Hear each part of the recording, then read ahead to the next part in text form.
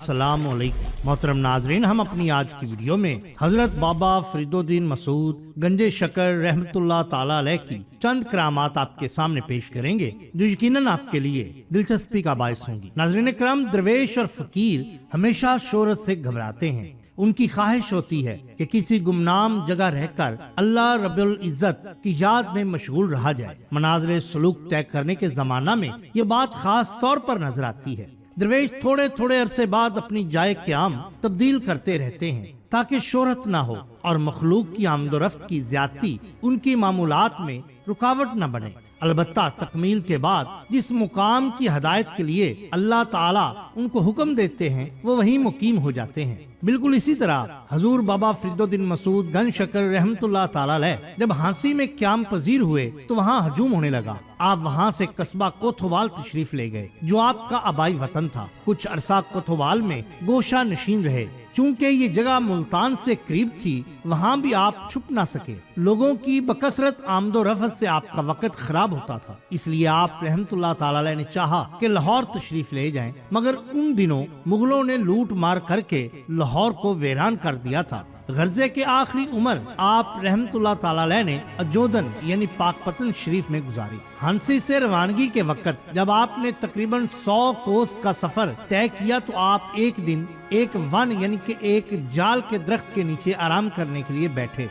आप बहुत थक चुके थे। आपने अपनी गुदड़ी मुबारक उतार कर रख दी और उसे कहने लगे, ऐ गुदड़ी, तू भी एक बोझ बनी हुई है। लगता है तू भी मुझे याद इलाही से दूर करती है। लेकिन दूसरे ही लम्हे गुदड़ी से ये आवाज आई कि लोग तुझे मेरी वजह से ही दरवेश समझते हैं। अगर मैं ना होती तो कोई भी तुझे दरवेश न समझता। हजरत बाबा फरीदुद्दीन मसूद गंज शकर रहमतुल्लाह ताला अलैह ने जब ये सुना तो फरमाया, ऐ गुदड़ी, तूने तकब्बुर और गुरूर किया, इसी जगह पड़ी रह ताकि तुझे सजा मिले। और हजरत बाबा फरीदुद्दीन मसूद गंज शकर रहमतुल्लाह ताला अलैह वहाँ से चल पड़े। थोड़ी देर बाद वहाँ के जिम्मेदारों के लड़कों ने उस गुदड़ी को देखा तो फाड़ फाड़ कर इधर उधर फेंक दिया। कई सदियां बीत चुकी हैं नाज़रीन इकराम, उस गुदड़ी की याद ताज़ा है और आज भी उस मुकाम को जहाँ हजूर बाबा फरीदुद्दीन मसूद गंज शकर रहमतुल्लाह ताला अलैह ने अपनी वो गुदड़ी उतारी थी, उस मुकाम को लीर माल कहते हैं, यानी चीथड़ों वाली जगह।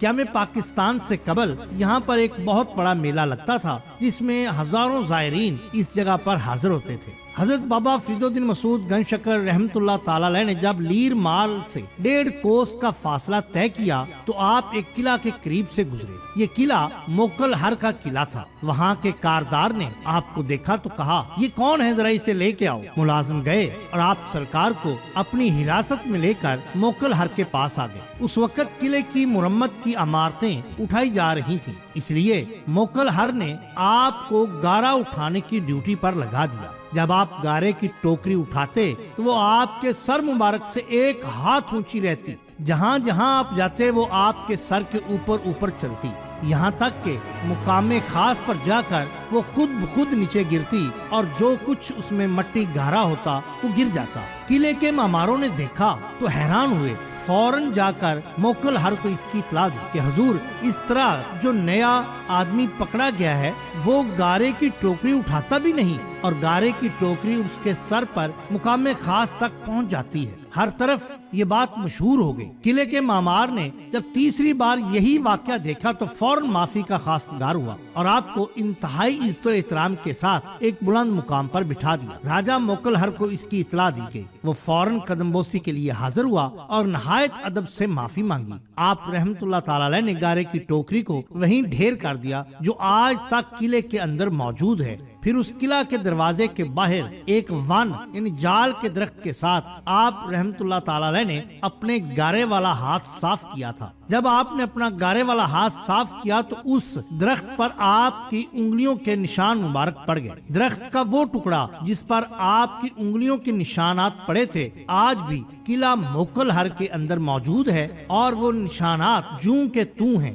मुकामी इंतजामिया ने किला के अंदर शीशा लगाकर उस दरख्त को और اس مقام خاص کو جہاں پر آپ کی انگلیاں مبارک لگی ہیں اس کو محفوظ کیا ہے۔ خیر راجہ موکل ہر آپ سے بے حد متاثر ہوا اور عرض کیا کہ بابا جی یہ شہر آباد نہیں ہوتا، اکثر خوف خطرہ رہتا ہے۔ آپ رحمت اللہ علیہ نے فرمایا اس کا نام کیا ہے؟ کہنے لگا اس کا نام میرے نام پر موکل ہر ہے۔ آپ نے فرمایا موکل ہر اندر امن باہر، اور اس کے نام کی تبدیلی کو کہا۔ راجہ موکل ہر نے عرض کیا کہ حضور اس کا نام کیا رکھا جائے؟ کیا میں آپ کے نام پر اس کو فرید کوٹ رکھ دوں؟ بابا جی رحمت اللہ علیہ نے اس نام کو پسند فرمایا، لہذا اس دن سے موکل ہر جو ہے وہ فرید کوٹ کے نام سے مشہور ہو گیا۔ پھر آپ رحمت اللہ تعالی علیہ نے یہاں چند روز قیام فرمایا اور عبادت اور ریاضت میں مصروف رہے، لہذا آپ کے مقام کی جگہ یعنی چلاگاہ کی قیام پاکستان سے قبل انتہائی قدر و منزلت تھی۔ مہاراجہ فرید کوٹ نے اس متبرک مقام کی نگرانی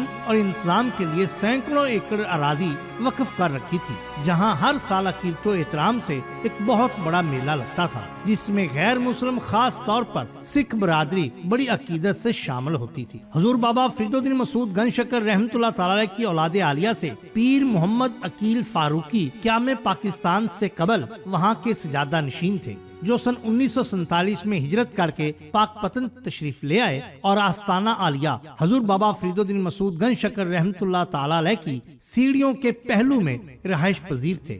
ناظرین اکرام، اگر آپ کو ہماری یہ ویڈیو پسند آئی ہو تو لائک کیجئے، سبسکرائب کیجئے۔